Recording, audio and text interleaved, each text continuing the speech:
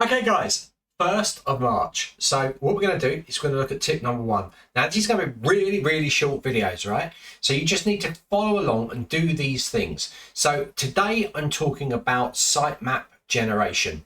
So if you haven't done it already, make sure that your sitemap is up to date. So it might seem little, right? But all of these things will compound on each other as we go through these 31 days. So I'm going to keep it super short. This will take you 2 minutes to do, right? Less than that. So we're going to jump into our screen share here.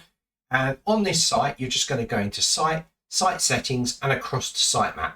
Now, if you haven't created your sitemap already, you are missing a big opportunity, because sitemaps are what search engines look at to find where everything is on your website.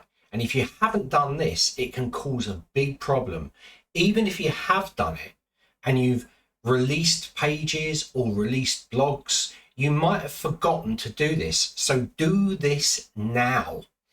So if we go click recreate sitemap, right, you might have create sitemap if you've never done it before. Just hit that button and don't be worried. There's going to be a page that flies up like this, but you don't have to be worried about it, because this is purely created your sitemap. In fact, now you can just close it and now you've done it.